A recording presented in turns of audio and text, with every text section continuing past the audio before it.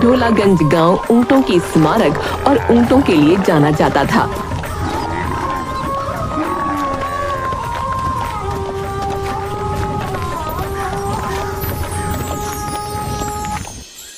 एक दिन पत्रकार शिकर ढोलागंज आता है ताकि वो ढोलागंज की कहानी अपने अखबार में छाप सके। वो जैसे ही गांव में प्रवेश करता है उसे वहाँ कई सारे ऊंट दिखते हैं। गांव के थोड़ा अंदर जाते ही उसे एक अभी नाम का व्यक्ति ऊंट के साथ दिखाई देता है। शिखर उसके पास जाकर उससे कहता है,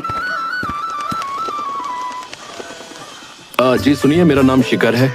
मैं एक पत्रकार हूँ और मैं इस गांव के बारे में लिखना चाहता हूँ। क्या आप मुझे बता सकते हैं कि इस गांव में ऊंटों को इतनी इज्जत और अच्छे से क्यों रखा जाता है? जी, मेरा नाम अभी है। आपका इस गांव में बहुत बहुत स्वागत है। इस गांव की कहानी बहुत लंबी है। इस गांव में ऊंटों को बहुत माना जाता है क्योंकि एक समय था जब एक ऊंट ने अपने दोस्त के लिए और इस पूरे गांव के लिए बहुत कुछ किया था। जी, मुझे पूरी कहानी सुननी है। क्या आप मुझे बता सकते हैं? मैं इस कहानी को अपने अखबार में छापना चाहता हूँ।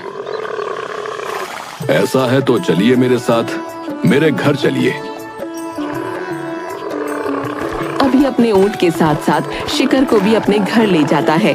अभी और शिखर घर में एक साथ बैठते हैं और अभी शिखर को ढोलागंज की कहानी सुनाने लगता है। बात है 1935 की।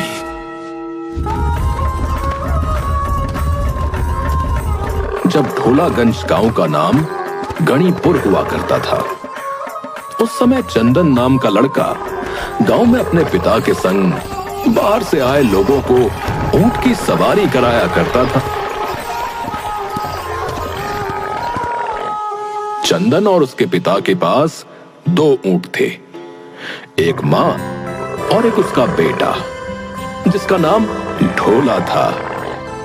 ढोला और चंदन काफी अच्छे दोस्त थे। हर सुबह चंदन के पिता ऊंट का दूध निकाला करते थे, मगर ऊंटनी हमेशा 2 लोगों का दूध अपने अंदर बचाए रखती थी। तो एक दिन जब चंदन के पिता ऊंटनी का दूध निकाल रहे थे, वाह, मैं हर रोज तुम्हारा दूध निकालता हूँ और हर दिन देखता हूँ कि तुम 2 लोगों का दूध अपने अंदर बचाए रखती हो, एक अपने बेटे ढोला के लिए और दूसरा मेरे बेटे चंदन के लिए। ढोला और चंदन हमेशा साथ में घूमा करते थे। एक दिन चंदन और ढोला गांव के बाजार में घूम रहे थे। तभी चंदन को एक दुकान में बड़ी अच्छी गले की चेन दिखाई दी, जिस पर एक अनोखी हीरे जैसी वस्तु लगी हुई थी। अरे वाह, ये तो बड़ी ही खूबसूरत चेन है। ढोला, ये तुम पर बहुत अच्छी लगेगी। मैं अभी तुम्हारे लिए ये खरीदता हूँ। चंदन की एक दोस्त और थी जिसका नाम पूनम था। जब चंदन वो चेन ढोला के लिए खरीद रहा था, उसी वक्त पूनम वहां आ जाती है और चंदन से कहती है,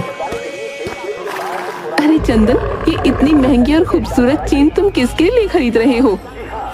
ये चेन तो मैं अपने दोस्त ढोला के लिए खरीद रहा हूँ। मगर ये तो ऊंट है। चंदन, तुम इस पर इतने पैसे क्यों खर्च कर रहे हो? अरे ऊंट है तो क्या हुआ, है तो मेरा दोस्त ही ना। हम दोनों ढोला की माँ का दूध हर दिन पीते हैं। पूनम, तुम मेरे दोस्त ढोला के बारे में कुछ मत बोला करो, ये मेरा सबसे अच्छा दोस्त है। ये कहकर चंदन और ढोला वापस अपने घर की ओर निकलने लगे। जाते वक्त चंदन रास्ते में रुक गया और ढोला को उसने वो गले की चेन पहना दी। जैसे ही उस चेन को चंदन ने उसके गले में पहनाया, ढोला ने इंसान की तरह बात करना शुरू कर दिया। ये तो बहुत खूबसूरत चेन है। ढोला, तुम बात कर रहे हो? चंदन, तुम्हें मेरी भाषा समझ आ रही है? मैं तो इंसान की तरह बात कर रहा हूँ। ये सब इस चेन की वजह से हुआ है ढोला। ये तो जादुई चेन है चंदन। इस चेन की वजह से मैं तुमसे बात कर पा रहा हूं। ये बात चंदन ने अपने पिता को बताई, जिस पर उसके पिता ने चंदन और ढोला से कहा, ढोला, ये ऊपर वाले की देन है रे कि तुम दोनों बात कर सकते हो। अब से तुम दोनों की दोस्ती और भी गहरी हो जाएगी। मगर एक बात याद रखना, तुम दोनों ये बात किसी को मालूम ना पड़ने देना कि ढोला अब बात कर सकता है, नहीं तो किसी की बुरी नजर तुम दोनों पर पड़ जाएगी। जी, मैं इस बात का ध्यान रखूंगा कि ये बात किसी को पता ना चले। शिखर अभी से सवाल करता है, ढोला बात कर सकता था? क्या सिर्फ इतनी सी बात के लिए ये सारे गांव वाले ऊंटों को इतना मानने लगे? नहीं, इस वजह से हम ऊंटों को नहीं मानते कि हमारे गांव में एक ऊंट था जो बात कर सकता था, बल्कि इस वजह से हम ऊंटों को मानते हैं कि जो ढोला ने इस गांव के लिए किया वो इस गांव की मिसाल बन गई। अब ऐसा क्या किया ढोला ने जो पूरे गांव वालों के लिए मिसाल बन गया? ढोला बोलने लगा था, जिस वजह से चंदन और उसकी दोस्ती गहरी हो चुकी थी। मगर थोड़े ही दिनों बाद गणिपुर गांव में पानी की कमी के कारण अकाल आ गया। गांव के सारे कुएं सूख चुके थे। तभी चंदन के पिता ने चंदन को बुलाया और उससे कहा, बेटा, गांव के लोगों को कहीं पानी नहीं मिल रहा है और जल्द ही उनका जमा किया हुआ पानी भी खत्म हो जाएगा। तुम्हें रेगिस्तान के रास्ते से जाकर पानी का कोई जरिया ढूंढना होगा। चंदन के साथ उसकी दोस्त पूनम भी खड़ी थी। चंदन और उसके पिता के बाद पूनम ही थी जिसे यह पता था कि ढोला बात कर सकता है। चंदन के पिता की बात सुनकर पूनम कहती है, अब बिल्कुल चिंता मत कीजिए, मैं भी चंदन के साथ गांव वालों के लिए पानी ढूंढने जाऊंगी। पिताजी, मैं, पूनम और ढोला अभी रेगिस्तान की ओर निकलते हैं पानी को ढूंढने के लिए। ढोला के साथ चलने की बात पूनम को हजम नहीं हुई। क्या वो ढोला भी हमारे साथ चलेगी चंदन? हाँ पूनम, ढोला भी साथ आएगा। आखिर रेगिस्तान में ऊंट से ज्यादा अच्छा साथी और कौन हो सकता है। जाओ बेटा, अब इस गांव को बचाने का जिम्मा तुम्हारे हाथों में है। पानी ढूंढे बिना वापस मत लौटना। जी पिताजी, हम लोग पानी ढूंढकर ही रहेंगे। तो वो तीनों रेगिस्तान में निकल गए पानी की तलाश में। रेगिस्तान में तीनों पानी तलाशने लगते हैं। हर जगह उन्होंने अपनी आंखें घुमाई कि शायद उन्हें छोटा सा ही सही मगर कोई तालाब मिल जाए जिससे वो गांव वालों की पानी की समस्या खत्म कर सके। मगर एक पूरा दिन बीत गया और उन्हें पानी का एक कतरा तक नहीं मिला, जिससे परेशान होकर पूनम ने चंदन से कहा, चंदन, मुझे नहीं लगता कि रेगिस्तान में हमें कोई पानी मिलेगा। जब हमारे कुएं का पानी ही खत्म हो चुका है तो रेगिस्तान में हमें पानी कहां से मिलेगा? मुझे लगता है हमें और आगे जाना चाहिए। क्या पता हमें आगे कोई गांव मिल जाए जहां के कुएं में पानी हो, तो हम पानी को भरकर मेरे पीठ पर रखकर गांव ले आएंगे। तुम चुप रहो ढोला, तुम्हें रेगिस्तान और गांवों के बारे में क्या पता? तुम तो बस एक ऊंट हो। ज्यादा दिमाग मत लगाया करो अपना। पूनम, मैंने कितनी बार कहा है कि ढोला से इस तरह बात मत किया करो। वो मेरा दोस्त है और क्या पता शायद हमें आगे जाकर कोई गांव मिल ही जाए। क्या चंदन, तुम अब इस ऊंट की बात पर विश्वास कर रहे हो? ये बोल सकता है, इसका मतलब ये नहीं कि इंसान की तरह है। पूनम, मैंने कहा ना, इसके बारे में ऐसे बात मत करो। मुझे लगता है चंदन कि हमें वापस लौट जाना चाहिए और गांव जाना चाहिए। हमें पूरे एक दिन से पानी नहीं मिला है। गांव में अभी भी थोड़ा बहुत पानी जमा होगा।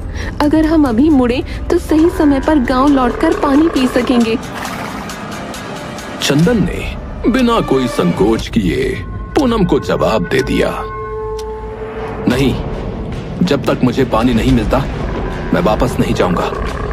जो पानी गांव में जमा है वो जल्द ही खत्म हो जाएगा, फिर गांव वाले आगे कैसे जी पाएंगे। मुझे लगता है कि हमें हार नहीं माननी चाहिए। मुझे भी लगता है कि हमें हार नहीं माननी चाहिए। ठीक है, तो तुम सुनो इस ऊंट की, मैं वापस गांव जा रही हूँ। देखती हूँ तुम और तुम्हारा ये ऊंट पानी ढूंढ पाते हैं कि नहीं। पूनम, जो चंदन की बचपन की दोस्त थी, उसे रेगिस्तान के बीच में छोड़कर वापस अपने गांव लौट गई, जिससे चंदन थोड़ा हताश हो गया। चंदन को हताश देख ढोला ने चंदन से कहा, हताश मत हो चंदन, हम जरूर गांव वालों के लिए पानी ढूंढ लेंगे। तुम्हें याद है ना, तुम्हारे पिताजी ने तुमसे क्या कहा था? हाँ, यही कि जब तक पानी न मिले वापस मत लौटना। गांव वालों को बचाने की जिम्मेदारी अब हमारे हाथों में है। चलो ढोला, हम वापस नहीं लौटेंगे जब तक हमें पानी न मिल जाए। दोनों पानी की तलाश में रेगिस्तान में और अंदर जाते रहे और दर बदर पानी को खोजते रहे। रेगिस्तान में आंधी तूफान आए, मगर उनके मन में एक बार भी यह सवाल नहीं आया कि हमें वापस लौट जाना चाहिए। वो गांव वालों के लिए पानी ढूंढने के लिए रेगिस्तान में जाते रहे। जैसे जैसे वे लोग रेगिस्तान के अंदर जा रहे थे, वैसे वैसे चंदन की हालत खराब होती जा रही थी। तभी ढोला को रेगिस्तान में एक छोटा सा तालाब नजर आया। चंदन, देखो देखो, सामने ही तालाब है। ढोला, ढोला, आखिर हमें पानी मिल ही गया, हमें पानी मिल ही गया। अब हम गांव को बचा लेंगे ढोला। ढोला और चंदन उस तालाब की ओर जाने लगे, पर जैसे ही वो तालाब के पास पहुंचे, पानी की कमी के कारण चंदन बेहोश हो गया और नीचे गिर गया। चंदन, चंदन, उठो उठो मेरे दोस्त, अपनी आंखें खोलो।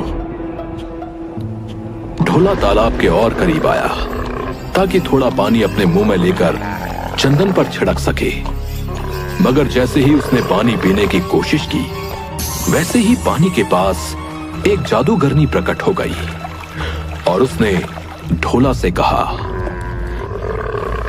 रुक जाओ ऊंट, मैं जादूगरनी हूँ और ये तालाब मेरा है। इसमें मेरी अनुमति के बिना कोई भी पानी नहीं पी सकता है। जादूगरनी जी, मैं ढोला हूँ। मेरा दोस्त चंदन पानी की कमी के कारण बेहोश हो गया है।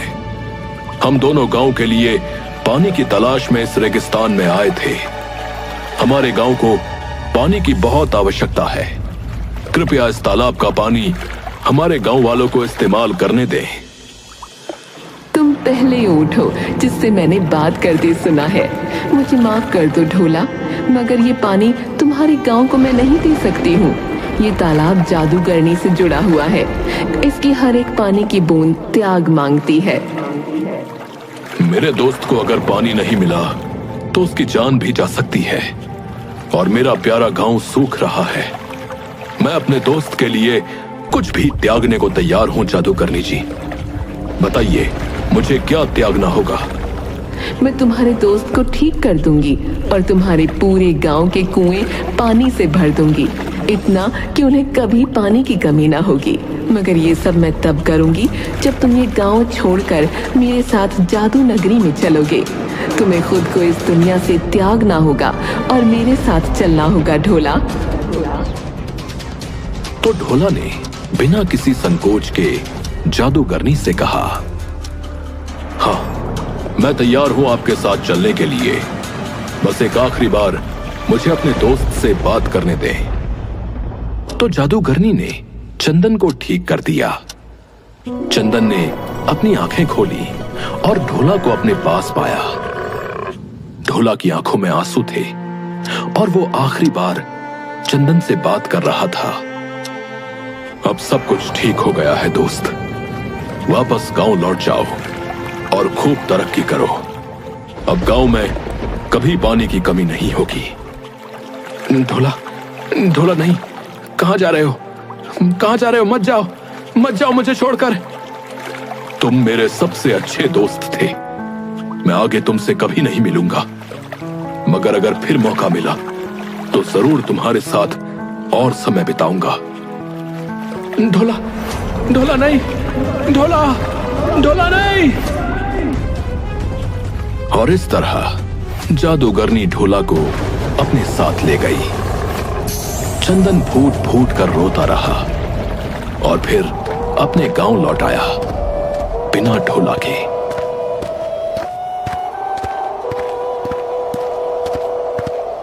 उसने अपने पिता और पूरे गांव को यह कहानी सुनाई और उस दिन के बाद से सारे कुओं में पानी भर गया और कभी खत्म नहीं हुआ। और इसीलिए ढोला के सम्मान में गांव का नाम बदलकर ढोलागंज रख दिया गया। ढोलागंज की कहानी सुनकर शिखर की आंखों में आंसू आ जाते हैं। ऊंट यहाँ पर दोस्ती का प्रतीक है। ढोला ने हमारे गांव को बचाया था, जिस वजह से इस गांव में ऊंटों को इतना मान दिया जाता है। अरे वाह, ये कहानी मैं जरूर अपने अखबार में छापूंगा ताकि लोग इसे पढ़कर प्रेरणा लें। और आपका बहुत बहुत धन्यवाद ये कहानी सुनाने के लिए। और हाँ, आपने इसे बहुत अच्छे से सुनाया। अच्छे से अच्छे से तो सुनाऊंगा ही ना, क्योंकि ये कहानी मेरे परदादा चंदन जी की जो है